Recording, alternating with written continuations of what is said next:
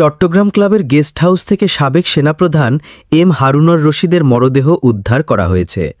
হারুনর রশিদ ছিলেন ডেস্টিনি গ্রুপের প্রেসিডেন্ট। তার মৃত্যুর বিষয়টি ডেস্টিনি মাল্টিপারপাস কোঅপারেটিভ সোসাইটির সভাপতি প্রকৌশলী শহীদুল ইসলাম নিশ্চিত করেছেন। চট্টগ্রাম কোতোয়ালি থানার ওসি আব্দুল করিম বলেন, উনি রাতে ক্লাবের গেস্ট হাউসে ছিলেন। আমরা খবর পেয়ে এসেছি। কিভাবে কি হয়েছে পরে বিস্তারিত বলতে পারব। কোতোয়ালি থানার ওসি আব্দুল করিম বলেন, সম্মিলিত সামরিক হাসপাতাল চট্টগ্রামের চিকিৎসকদের একটি দল চট্টগ্রাম ক্লাবে এসে সাবেক সেনাপ্রধানের পরীক্ষা নিরীক্ষা করেন। পরে তারা সাবেক সেনাপ্রধানকে মৃত ঘোষণা করেন। প্রাথমিকভাবে এটি স্বাভাবিক মৃত্যু বলে তারা জানিয়েছেন। জানা যায়, সেনাবাহিনীর সাবেক প্রধান lieutenant general M A Harun or Rashid Chittagong club লিমিটেডের গেস্ট হাউস কমপ্লেক্সের ৩য় তলার ৩০৮ নম্বর রুমে গত ৩ আগস্ট বিকেল ৪:৪০ গিয়েছিলেন।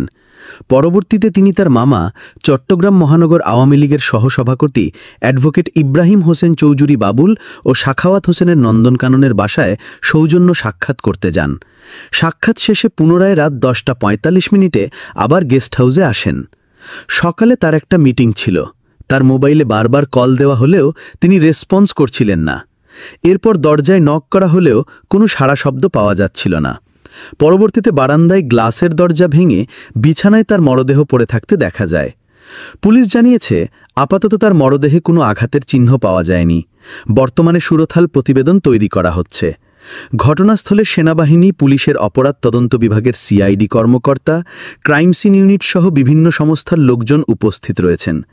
পরিবারের অনুমতি সাপেক্ষে মরদেহ ময়নাতত্ত্ব করা হবে।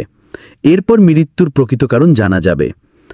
এম হারুনর রশিদ ১৯৪৮ সালে জন্মগ্রহণ করেন। তিনি চট্টগ্রামের হাটহাজারীর বাসিন্দা।